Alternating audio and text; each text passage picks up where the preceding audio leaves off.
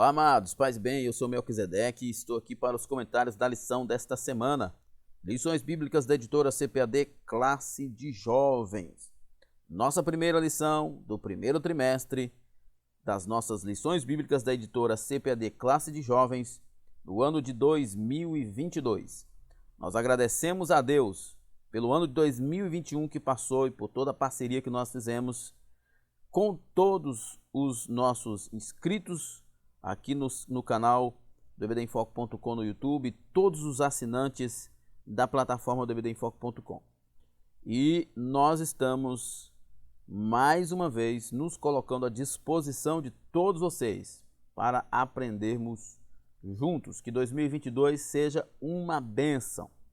Nesse trimestre nós iremos estudar o livro, ou melhor, o Evangelho de Jesus segundo escreveu João. Nós iremos estudar talvez um dos livros do Novo Testamento mais empolgantes de se estudar, mais cristológico, mais espiritual, mais claro de quem é Jesus e do que é a sua obra. Nós iremos estudar uma obra magnífica, perfeita e maravilhosa e você não pode perder, ok? Então, lembrando que o ebdemfoco.com disponibiliza para você uma série de conteúdos gratuitos, aula em vídeo, aula em áudio, curso para educadores cristãos e aula em PDF, tudo gratuito. Acesse www.ebdemfoco.com e confira. Nós temos o conteúdo premium, os slides em PowerPoint, os cursos diversos, estudos de sermões em PDF e curso básico de teologia. Mais uma vez, acesse www.ebdemfoco.com. Se você já é assinante, você tem acesso a todo esse conteúdo. Se você ainda não é assinante, torne-se assinante do ebdemfoco.com e tenha acesso a todos esses conteúdos que vai ajudar você na sua escola bíblica e no seu ministério. Lembrando também que você pode receber subsídios gratuitos pelo WhatsApp. Deixe uma mensagem, no número 94DDD 98409-2869. Deixe uma mensagem com seu nome e sobrenome que o ebdemfoco.com estará retornando para você. Muito bem. O texto principal, o texto do dia da nossa lição, se encontra aí no Evangelho de João, capítulo 1, verso 14, que diz: "E o Verbo se fez carne e habitou entre nós, e vimos a sua glória como a glória do unigênito do Pai, cheio de graça e de verdade." Enquanto nós temos os livros, os evangelhos de Mateus e Lucas, falando do nascimento de Jesus, da encarnação de Jesus, nós temos o evangelho de João falando da sua eternidade, falando da sua presença na criação. Nós temos aqui o evangelho de João dizendo que ele é mais do que aquele menino que nasceu em Belém. Ele é o Deus eterno que existe, autoexiste e que é criador de todo o universo. João está dizendo: "E o Verbo se fez carne e habitou entre nós. Vimos a sua glória, como a glória do unigênito do Pai, cheio de graça e de verdade." João está dizendo: o Verbo se fez carne e habitou entre nós, mas ele já existia antes da fundação do mundo. Resumo da lição: o Evangelho de João é essencialmente cristológico e singular em relação aos demais evangelhos. Eu já falei no início, enquanto Mateus escreve para judeus com foco em apresentar o cumprimento das profecias do Velho Testamento para que os judeus entendessem que Jesus era de fato o Messias, Marcos escreve mais para os gentios, mostrando que ele de fato é o Deus que encarnou, que a ênfase de Marcos é o Deus que encarnou a humanidade de Jesus. Lucas é bem mais histórico, foi uma pesquisa, um artigo científico que ele pesquisou e com o objetivo de suprir uma necessidade. João, ele traz um conteúdo muito mais do que Cristo é como Messias do que como homem. Claro que tem todas as verdades aqui da encarnação de Cristo, mas nós temos também as verdades das doutrinas principais, como Deus, Criador dos céus e da terra, é o pão da vida, o supremo pastor, o único que é o caminho, a verdade, o único que é a vida, e assim por diante. Conteúdo que não está tão explorado nos outros evangelhos, nós temos de forma bem extensa e explicada no livro de João. O texto bíblico é primeiro capítulo de João, verso 1 até o verso 5, e também o verso 9 ao verso 14. Óbvio, você vai ler todo o capítulo 1 de João, e aqui eu deixo o desafio para você que nos acompanha, para você que faz uso do conteúdo, seja você assinante ou não, que faz uso do conteúdo da CPAD, na classe de jovens, estude de forma sistematizada o Evangelho de João nesse trimestre. São 3 meses e você consegue estudar muito bem o livro de João. Nossa introdução. Um resumo do Evangelho de João. O propósito: comprovar que Jesus é o Filho de Deus e que todo aquele que nele crê tenha a vida eterna. Né? Como nós acabamos de falar, o Evangelho de João tem um objetivo mais geral, no sentido do alcance, né? Enquanto Mateus escreveu especificamente para judeus, não que não sirva para outros, mas o foco dele era judeus. Marcos era os gentios de Roma, Mateus os gentios já da diáspora, Lucas, melhor dizendo. João é para todos. É um evangelho chamado de evangelho universal, né?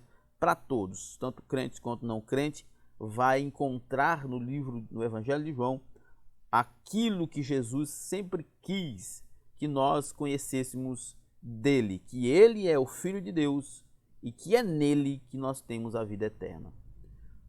O autor do livro do Evangelho de João é João, né, filho de Zebedeu, irmão de Tiago, o apóstolo apelidado de filho de trovão. Isso foi lá atrás, depois virou o discípulo do amor. Destinatário cristãos de todo mundo em todas as épocas, data muito provavelmente após o ano 85. Panorama: escritos depois da destruição de Jerusalém em 70, antes do exílio de João na ilha de Patmos. Palavras-chave: João Batista, Jesus, os demais discípulos, pessoas-chave, melhor dizendo: Jesus, João Batista, os demais discípulos, Maria, Marta, Lázaro, a mãe de Jesus, Pilatos e Maria Madalena. Lugares-chave: interior da Judéia, Samaria, Galiléia, Betânia e Jerusalém. Então nós temos aí um apanhado, né, uma síntese do que é o livro de João. Óbvio, isso aqui são uma síntese, né, apenas um resumo do resumo. O livro do Evangelho de João é algo riquíssimo. Estamos iniciando não somente um novo trimestre, mas também um novo ano. Estudaremos um livro que expõe com muita clareza, profundidade e objetividade uma das principais doutrinas da Bíblia, a doutrina de Cristo no Evangelho de João. Né? O Evangelho de João, é interessante o Evangelho de João, ele é muito rico no que diz respeito a quem é Jesus. Né? E sendo Jesus o nosso Salvador, o único caminho, né? A única verdade, ou a suprema verdade, toda a verdade, é muito importante que a gente estude esta lição, estude o livro de João. O Evangelho de João é essencialmente cristológico e se apresenta com toda a sua singularidade em relação aos demais evangelhos, que guardam entre si grande similaridade, daí serem considerados sinóticos. Né? Os 3 evangelhos sinóticos, Mateus, Marcos e Lucas. E João, ele tem algumas similaridades, mas ele é essencialmente João mostra aspectos que definitivamente os outros evangelhos não mostram. Enquanto Mateus, Marcos e Lucas enfatizam mais a humanidade de Cristo, em João, Jesus é apresentado especialmente como Filho de Deus, o Verbo encarnado. Né? Como eu disse agora há pouco, enquanto os primeiros evangelistas falam basicamente da humanidade de Cristo, né? Mateus mais com foco no cumprimento das profecias do Velho Testamento para os judeus, Marcos falando mais da questão do servo, né? Da humildade de Jesus, e Lucas faz um apanhado geral. O João vem falar do que do que aquele Jesus, aquele homem que foi morto, que foi crucificado na cruz, o que ele é, na verdade, espiritual. Né? O espiritual de Cristo, o que ele é? Por exemplo, ele é a porta, é a única porta que conduz ao céu, ele é o caminho, o único caminho que conduz a Deus. Ele é o pão da vida, ele é o único que sacia a nossa fome, ele é a água da vida, é o único que sacia a nossa sede. Ele é o nosso pastor, ele é o único que cuida de verdade de nós. Estas verdades, elas estão presentes nos outros evangelhos, mas nas entrelinhas. Aqui elas são exploradas de forma muito mais evidentes e mais extensivas. Primeiro tópico, autor, época e propósito. A lição de hoje ela pode ser um pouco menor, apesar de ser bastante conteúdo, porque ela é mais introdutória. No decorrer do trimestre nós teremos muito mais assunto para nós explorarmos. Mas vamos lá, o primeiro tópico, quem é o autor, qual é a época e qual o propósito do livro de João. Quem é João? O discípulo amado, que no início foi chamado de filho do trovão, né? Por aquela questão lá, Jesus estava lá com ele e outro discípulo, e aí eles passaram em uma vilinha, né, num povoado, e o povoado não recebeu eles, não ajudou eles, e ele disse para o Senhor, por que nós não oramos agora para que Deus mande fogo do céu, raios do céu e consuma todas essas pessoas? E aí Jesus chamou ele de filho do trovão. Mas isso lá no início, depois ele foi quebrantado, foi moldado e se transformou no discípulo do amor. João, filho de Zebedeu, irmão de Tiago, também discípulo de Jesus. É o autor desse evangelho espiritual, como assim o chamou Clemente de Alexandria no ano de 1050. Né? É o João, que lá no início era um homem impetuoso, filho do trovão, João Boanerges. Mas agora, no final, ele é o discípulo do amor. Aprendeu com uma convivência tão extraordinária com Jesus, que aliás, isso é uma aplicação que eu acho muito legal, e o professor pode explorar isso, a mudança de comportamento, de caráter de João. No início ele era um homem explosivo, ele era um homem extremamente, posso até dizer, violento, num certo sentido. Mas a convivência com Jesus transformou ele no discípulo do amor. Quem convive de perto com Jesus sempre é transformado. Você vê aqueles cristãos que passam a vida toda na igreja e nunca é transformado, é porque eles são mais familiarizados com a comunidade do que com Jesus. Mas quando, como nós fazemos, como fez João, nós somos transformados também.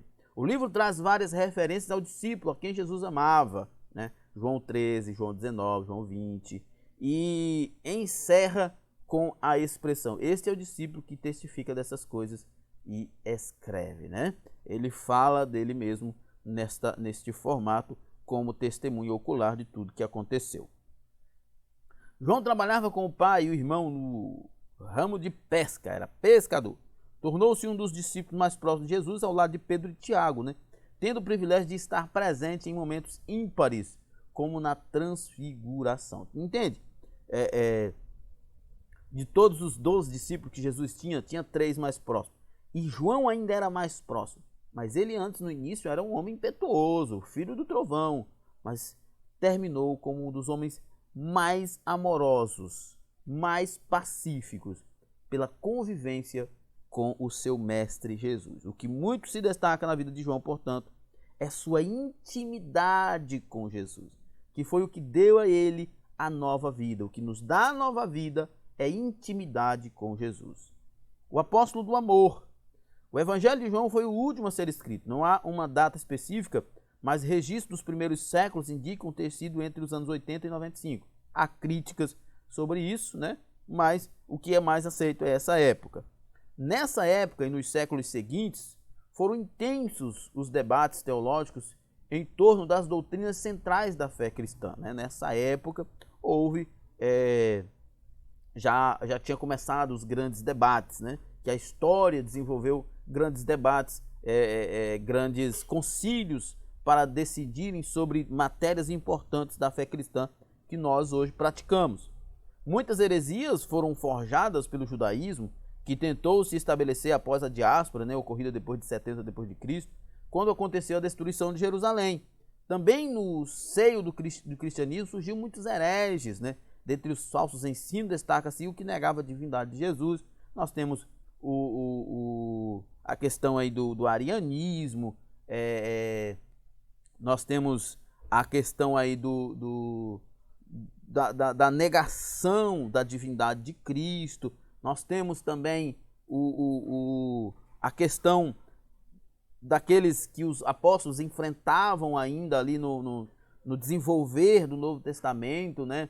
O gnosticismo, e a igreja já lutava com essas questões já, e no final do primeiro século aí, João enfrentava muitas essas questões, e é nessa época que o evangelho é escrito. O amoroso apóstolo João, o mesmo autor de 1º, 2º e 3º João e do Apocalipse, havia estabelecido muitas igrejas, especialmente na Ásia Menor. Foi justamente de lá, mais precisamente de Éfeso, que escreveu o seu evangelho, cujo escrito serviu para solidificar a fé de cristãos, não somente de seu tempo, mas de todas as épocas, chegando até nós. Lembrando que João é chamado de presbítero de Éfeso, né? Ele era um presbítero, um pastor em Éfeso. Evangelista e apologista, né? O diligente pastor ou presbítero João, já idoso, era também evangelista e apologista, né? Pregador e defensor da fé. O evangelista, aquele que transmite, que prega o evangelho de forma aplicada, de forma eloquente, de forma gloriosa, bonita, né? Para as pessoas que estão ávidas a aprender, a ser transformadas pelo evangelho. Mas ele também era um apologista, né? Aquele que defendia a igreja, defendia a fé cristã diante das heresias, dos ataques heréticos da época. Seu evangelho tem esse duplo caráter, sobressaindo nele uma firme apologia da doutrina central da fé cristã, a divindade de Cristo. Esse propósito é diretamente anunciado por ele quando, após registrar os sinais que evidenciavam a divindade de Cristo, afirmou: estes, porém, foram escritos para que creais que Jesus é o Filho de Deus e que para que, crendo, tenhais vida em seu nome. Ou seja, o objetivo de João combate as heresias e apresenta uma verdade central. Jesus é divino, Jesus é Filho de Deus, Jesus é Deus, e se vocês crerem nele, é nele que vocês terão a vida eterna. O Evangelho de João tem crucial importância para a pregação das boas novas da salvação aos que ainda não crerem, né? É um livro rico em conteúdo evangelístico, né? Muito rico mesmo nessa questão, para a firmeza e permanência de nossa fé através da vida que somente o Filho de Deus, que somente no Filho de Deus podemos ter, né? É muito interessante o livro de João, né? O Evangelho de João, porque ele é rico em conteúdos evangelísticos. Nós temos ali, nós vamos ver até mais na frente, o encontro dele com a mulher no poço, né? E tem uma mensagem evangelística magnífica. Nós temos o encontro dele com o Nicodemos, uma mensagem evangelística perfeita. Nós temos o encontro dele com aquela multidão após a transformação do pão, a multiplicação do pão, onde ele fala que quem não comer a sua carne, não beber o seu sangue, não tem a vida eterna. São mensagens evangelísticas extraordinárias.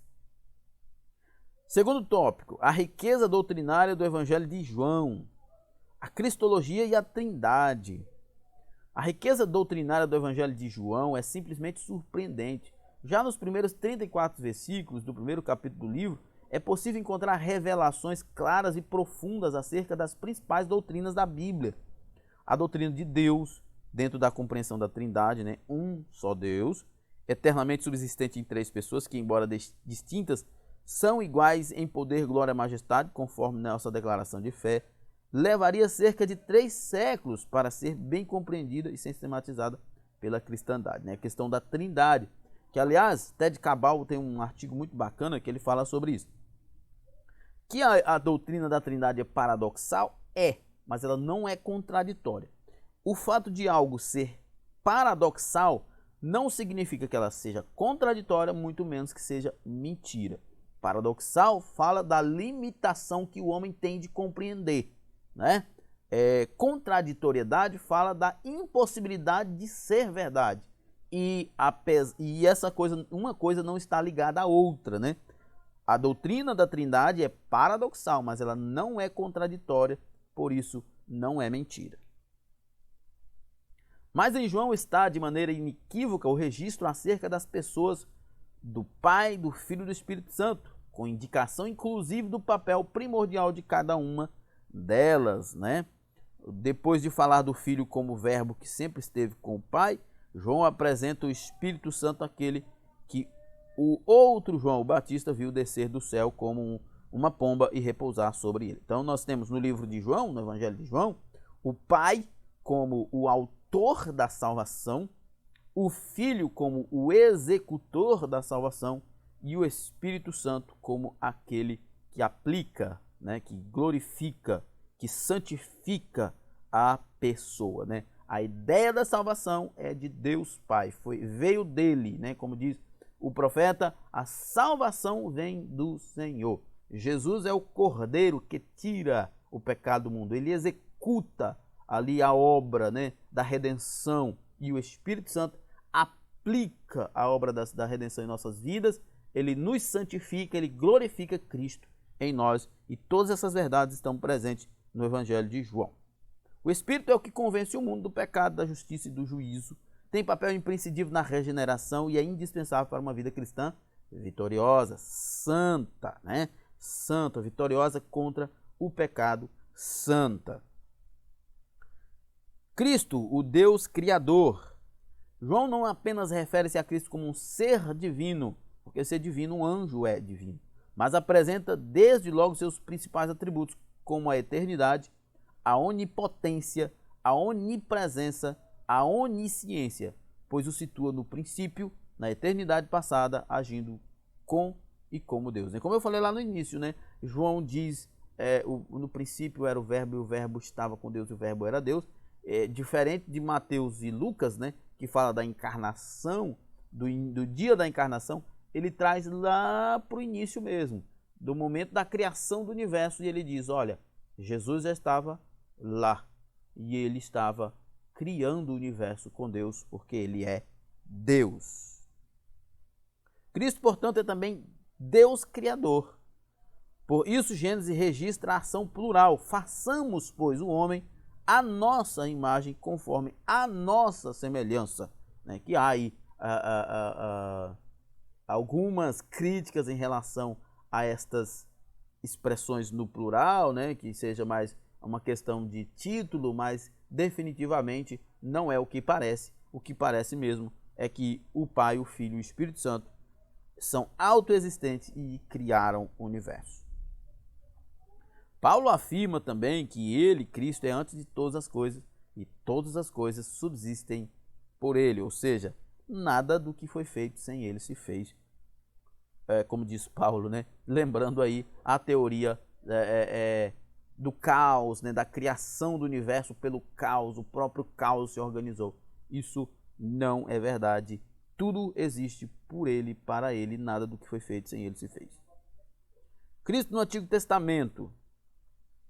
O discípulo amado também sintetizou em um versículo apenas a livre e permanente agência de Cristo desde o Éden e por todo o Antigo Testamento até a sua encarnação, quando diz, nele estava a vida e a vida era a luz do mundo, ou seja, ele existe desde sempre. Um dos exemplos está na declaração paulina aos Coríntios, que aliás é uma das mais belas. Ele diz, ora irmãos, não quero que ignoreis que nossos pais estiveram todos debaixo da nuvem, e todos passaram pelo mar, e todos foram batizados em Moisés, na nuvem e no mar, e todos comeram de um mesmo manjar espiritual, e todos beberam da mesma bebida espiritual, porque bebiam da pedra espiritual que os seguia, e a pedra era Cristo. Ou seja, é muito lindo isso, Paulo dizendo, irmãos, entendam que os nossos antepassados atravessaram o deserto e chegaram em Canaã, comendo, bebendo, sendo aquecido e vencendo batalhas, porque Cristo estava com eles.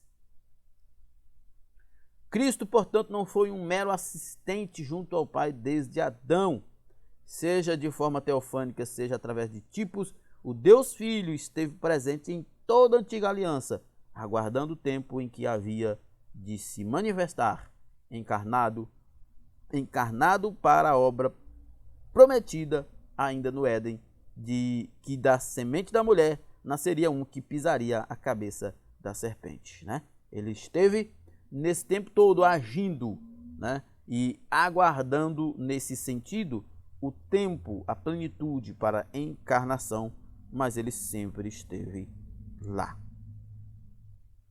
Terceiro tópico, cristologia, sinais, sermões e declarações. Os sinais miraculosos. O Evangelho de João apresenta o Jesus homem manifestando sua glória como o unigênito do Pai. E o Verbo se fez carne, né? O Deus eterno encarnou, habitou entre nós, ou mais do que habitou entre nós, ele habitou ou habita em nós. Vimos ou vemos a sua glória como a glória do unigênito do Pai, cheio de graça e de verdade. A completa humanidade de Cristo, em perfeita consonância com a sua completa divindade.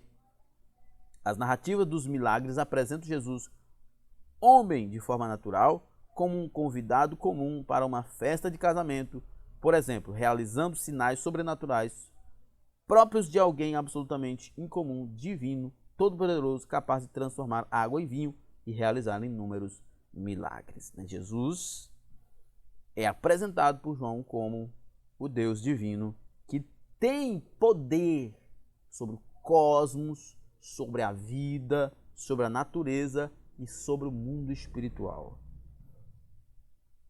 Tais sinais tinham como finalidade demonstrar que ele e o Pai são um, sem prejuízo algum de sua completa sujeição ao Pai através da encarnação, para cumprir a obra de redenção de todo aquele que nele crê. Eu acho a doutrina da encarnação algo fantástico, porque Deus se identificou comigo. Conhecendo eu quem sou e lendo na Bíblia quem Deus é, eu vejo que é algo extraordinário. Como Deus eterno, autoexistente, que nunca foi criado, dono de tudo, todo-poderoso, que tem o universo na sua mão, como diz o texto bíblico, que dá nome às estrelas, chama elas pelo nome, elas lhe atendem, o dono da vida, o criador de tudo, como que ele se tornou igual a mim, por me amar? É algo extraordinário, é algo extraordinário. Em momentos como este, é hora da gente imaginar, pensar de fato o que é amor. Registrado por João há mais 6 sinais. A cura do filho de um oficial do rei, em João 4. A cura de um paralítico de Betesda, em João 5. A multiplicação de pães e peixes, em João 6. Jesus andando sobre as águas do mar da Galileia, também em João 6. A cura de um cego de nascença, em João 9. A ressurreição de Lázaro, em João 11. Muitos outros não estão escritos, né? E como diz o próprio João, ainda se escrevessem, né? João disse, se escrevessem tudo que Jesus fez e colocassem em livros, poderia ser que o mundo inteiro não caberia esses livros. Em João 21 e 25 ele diz, nem ainda o mundo todo poderia conter os livros que se escrevesse, se fosse colocar em livros tudo aquilo que Jesus fez. E pensando nessa perspectiva, nós vemos que, levando em consideração tanto de pessoas que andavam com Jesus e relatos dos outros evangelhos de que Jesus chegava em povoados e ali as pessoas traziam seus enfermos, endemoniados e pessoas com problemas, e Jesus curava e libertavam a todos, né? Levando em consideração o mundo de trevas em que eles viviam, a opressão em que eles viviam, Jesus fez muitos, mas muitos milagres. Os sermões cristológicos. Os sinais são importantes, mas não são suficientes. As multidões precisavam não apenas crer no Messias como Deus, capaz de realizar milagres, mas como necessário e suficiente Salvador e Senhor. Isso está muito claro nas mensagens de Jesus, a começar pelo sermão que pregou para Nicodemos. Ou seja, não é apenas uma crença abstrata na existência de Deus. É o relacionamento com Ele. É estar com Ele. Já falei sobre essa questão do relacionamento de João com Jesus, que do filho do trovão se transformou no discípulo do amor. Por causa do relacionamento, não por uma crença abstrata de que Jesus é isso ou aquilo, mas que não influencia a sua vida. Precisa influenciar. É mais do que conceitos, é prática. A primeira coisa que fez esse fariseu, príncipe dos judeus, foi reconhecer que Jesus era um mestre vindo de Deus, justamente por causa dos seus sinais. Mas era imperativo que Nicodemos reconhecesse a necessidade pessoal de salvação. Primeiro, era mais do que reconhecer de forma abstrata um ser divino, é reconhecer a sua necessidade daquele ser divino e do que aquele ser divino pode fazer para você, do que ele pode lhe dar ou do que ele vai lhe dar, daquilo que ele vai fazer com você. O que Jesus está ensinando para Nicodemos? Nicodemos, acreditar que eu sou filho de Deus, isso aí, ótimo, mas isso não resolve. Se você não se render, se você não colocar em minhas mãos a sua salvação, isso não vai acontecer. Você precisa admitir que precisa de salvação e aceitar a mim como Salvador para que isso aconteça. Como diz Matthew Henry, não era suficiente que ele admirasse os milagres de Jesus e reconhecesse sua missão. Ele deveria nascer de novo, ou seja, ele deveria fazer parte da missão de Cristo. Por isso Jesus disse-lhe logo, na verdade te digo que aquele que não nascer de novo não pode ver o reino de Deus. A mesma ideia está lá no capítulo 6, né? A mesma revelação do aspecto salvífico do seu ministério, ele apresentaria no sermão pregado à mulher samaritana, eu sou a água, né? E os outros 5 sermões registrados, né? No capítulo 5, no capítulo 6, onde ele fala lá que eu sou o pão, quem não comer a minha carne, quem não beber meu sangue não tem vida, a luz, o pastor e assim por diante. São questões muito práticas. Com isso, Jesus nos deu o exemplo de que é preciso pregar, pois a fé vem pelo ouvir a palavra de Deus. As declarações divinas, né? Essas declarações divinas de Jesus, elas são interessantes porque elas nos apresentam como questões práticas da nossa dependência de Jesus. Por exemplo, além dos sinais e dos sermões, o Evangelho de João traz 7 declarações de Jesus que revelam sua deidade, né? Eu sou. Em todas elas, ele se apresentou como eu sou, o mesmo Deus que se manifestou a Moisés como o Deus de Abraão, o Deus de Isaac e o Deus de Jacó, né? Naquele contexto ali de Moisés está se preparando para poder libertar o povo, aí ele se apresenta para Moisés dizendo, eu sou a libertação do povo. Eu não sou alguém que vai preparar uma libertação, eu sou a libertação do povo. Porque muito mais do que tirar o povo do Egito, era dar a vida para o povo. Porque ainda que o povo se rebelasse, numa guerra civil, vencesse o Egito, mas eles ainda estariam perdidos porque estariam sem Deus. Então, mais do que ser, ou do que ter alguma coisa para nós, Deus é para nós. E nesse contexto dessas expressões eu sou, que eu disse que soam, né, como questões práticas para a nossa vida, é o seguinte, Jesus, em João, esse Deus único e eterno se revela nas figuras do o pão da vida, né? Em 6,35 ele diz é o pão da vida, continuando ali no capítulo 6, que ele faz um sermão duro, né, onde a maioria das pessoas vão embora, e ele olha para os discípulos assim, ó, se vocês também não gostaram, pode ir embora. Mas ele diz assim, ó, eu sou o pão da vida, quem come a minha carne e bebe meu sangue tem vida eterna. Quem não come a minha carne e não bebe meu sangue não tem a vida eterna. E Jesus não está falando da ceia, ele está falando da sua própria vida, do seu estilo de vida, do seu caráter, de obedecer a sua palavra. Isso é questões práticas, isso são questões práticas. Se nós não vivemos obedecendo a palavra de Deus, vivendo a vida de Cristo, nós não temos vida eterna. Ele diz, eu sou a luz do mundo. Questões práticas, tipo assim, se você não está em Cristo, você está em trevas. Ele diz em João 8, eu sou a porta, qualquer porta que você entrar que não seja Cristo vai levar você para o inferno. Em João 10 ele diz, eu sou o bom pastor. Ele diz, qualquer outra pessoa que você entregar a sua vida, você vai ser um escravo, você vai ser simplesmente um lixo, mas eu vou cuidar de você, porque eu sou um bom pastor. Eu sou a ressurreição e a vida. Ele está dizendo, olha, ainda que você morra, a morte não é limitante, em mim a morte não é limitante. Eu sou o caminho, a verdade e a vida. Qualquer caminho que você andar que não for Cristo é caminho de perdição. Qualquer outra verdade ou qualquer outra pessoa, ou qualquer outra ideia que você receba para a sua vida que não for Cristo é ilusão, é mentira. Eu sou a videira verdadeira, ele está dizendo, vocês estavam largados, vocês eram rebeldes, vocês estavam mortos, mas eu enxertei vocês. E o que vocês produzem de bom hoje é porque vocês estão em mim. São questões práticas. Você quer ter uma vida boa? Então esteja em Cristo. Você quer viver em paz? Então viva em Cristo. Trilhe o caminho de Cristo. Você quer entrar por uma porta abençoada? Esteja em Cristo. São questões que são práticas, não são abstratas, são práticas para o nosso dia a dia. Nossa conclusão. João é o Evangelho do Filho de Deus, sua riqueza, doutrina, os sinais, sermões e declarações nos apresentam o Cristo como verbo que se fez carne para ser nosso libertador, provedor, guia, sustentador, protetor, doador da vida e garantidor da eternidade. Que o conheçamos mais e desfrutemos de suas virtudes e maravilhosas bênçãos para que permaneçamos firmes na fé, ao final tomemos posse da vida eterna. O Evangelho de João é um livro prático, cheio de declarações teológicas, mas prático, porque, como eu disse no início, João era o filho do trovão, pela intimidade com Cristo se transformou no discípulo do amor. Nicodemos era um homem da teoria, mas quando conheceu Jesus, nasceu de novo, teve uma vida transformada.